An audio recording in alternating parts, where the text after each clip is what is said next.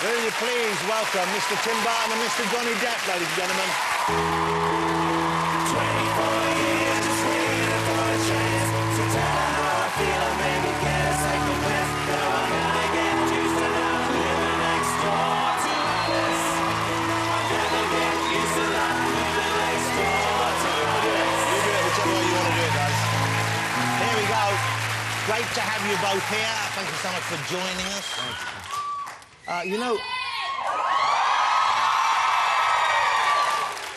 yeah, it's great to have you both here, and I'm really pleased you're both here together because I know you work with other people and you do other movies, but when I think of your movies, I tend to think of you as a pair. And you've been together, what, is it 20 years now that Edward Scissorhands first brought you together? Yeah, one journalist said we've been working together for 10 decades, which was before film was, you know, everything like that. So I'm trying to work that out. Yeah, that's a strange thing to say. Was Johnny the person you had in mind for Edward Scissorhands, or was it a film you were writing anyway and then you were looking around for the right person? No, I didn't, you know, I'd never seen the show he'd done, 21 Jump Street, but I knew about him, and I just, after I met him, I realized he was that character, you know, somebody who, you know, he's always been sort of misperceived by looking like a, you know, poster boy, and inside there was always something different, and that's sort of what the character of Edward Scissorhands was. And yeah, so I mean, you were kind of a teen idol at the time. When that TV show, you were kind of a heartthrob in all the teeny magazines and stuff? They were working hard to process some kind of a character to shove down people's throats. And I was misrepresented, really. I mean, you know, 'cause as far as I was concerned, I was just an actor doing a job. You didn't enjoy that whole side of it? Well, I mean, I don't know that anyone... It's pretty weird. Yeah. You know, when you go from, like, not being able to pay your rent and then suddenly, you know, all that kind of bizarre hoopla and... So you were deliberately looking to change the direction of your career and change the way people perceived you, I guess? Yeah, I wanted to... I wanted the... You know, I wanted the road that I wanted, you know. I didn't want to become anyone's product, really. That was basically it. Here's what's weird. You're talking totally differently to the way I expected you to, because I haven't seen you being yourself for quite a long while, and I'm used to you either speaking like this, like a crazy person, or, oh, where's my chocolate? You know, it kind of... You do those voices in the films, and here you're talking like a grown-up man. That's weird, isn't it? Yeah, I expected it's like kind of like normally it's like a Michael Jackson voice. But I guess we don't see you being interviewed that much, and I guess that's deliberate on your part. Occasionally, I become a grown-up man too. Yeah. But you're kind of a weird person, I imagine, though, aren't you? Because that's what obviously. Because I don't see you playing normal people often. I've been accused of weird. Yeah, I've been accused. But you like being a bit weird, don't you? Well, I mean, I just like to sort of, you know, I prefer to go down the road that I prefer. Yeah. he's weird. Yeah. And coming from you, that's quite something, because you're no stranger to the weird side of life, are you? Well, I mean, what's weird, you know? I mean... You two are. We got a double help in the weird. But do you go to Johnny first, because this partnership, it clearly works, and it's clearly something that you both feel comfortable with, but you do, you know, make other films with other people.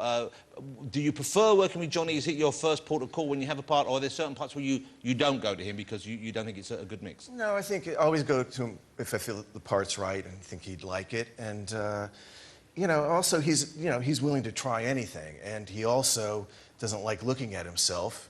He's never seen a movie that we've done together. You don't watch yourself back? I can't stand it. Yeah.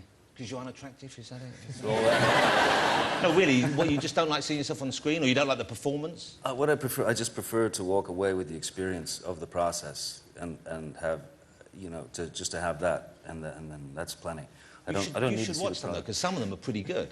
I might, you know, this one I think I might. I want to see, because this is, it's Tim at his you know, utmost. He's really gone far beyond on this one. And well, it's a remarkable experience. I mean, I've seen this. This is Alice in Wonderland we're talking about now, Alice in Wonderland. And it's not the straightforward telling of the story as we recall it, of course. This is a different angle on it. It's a different period, isn't it? Right. Well, I mean, I've seen there's been 20 versions of it, I guess, and they've all tried to, in some ways, be very literal to the stories, which are absurdist and don't really have a really strong linear. So what I liked about this was it sort of set it in a different framework, but just, you know, still the thing that always I remember is the Lewis Carroll characters, you know, the Hatter and the Cheshire Cat. They're just such iconic characters, and that's the thing we were focusing on. It's a remarkable movie. I mean, it really is a very different thing, and I genuinely adored it, and so did my kids, I'm pleased to say. But it's really quite way out there. I mean, it isn't a kind of straightforward fairy story. It isn't like the cartoon Alice from years ago. Well, I mean, people, they go like, well, it's darker or something, and then you had to go, this was written, what, 18, whatever, and it's like, well, you know, there's something that says, drink me, eat me, you know, that you don't know what it is. It's completely politically incorrect in a certain way that the story, you know, and this was, you know, as we said, if this story were written now, it would be kind of mind-blowing today. And, you know, it's been such an inspiration for musicians, artists, and so it's just, you know, it's in the subconscious of everybody in some way. And you played the Mad Hatter as if he is somewhat mad. Is that, I'm presuming that's a deliberate thing. You went in there hoping to capture him as a sort of, not a kind of insane person in a depressing way, but someone who is touched by madness. Yeah, someone who's touched by madness, but confused by the madness as well. I mean, I think it's, the idea is that, you know, if you're completely crazy and you're unaware of it, you're home free. If you're completely crazy and you are aware of it, there's got to be some bit of trauma there. There's got to be some bit of damage there. You got to be, you know. So that's what we were trying to do, is kind of turn him into this, you know, like a human mood ring in a way. You know, that he goes from, you know, severe sort of depression to great levity, and then, you know, intense rage. Kind of like people, sometimes bipolar people swing from one extreme to another. That sort of thing, yeah. I think it's one of your, if not your best performance ever. Wow. I think it's incredible. Wow, thank you very much. Let's have a look. This is Alice in Wonderland.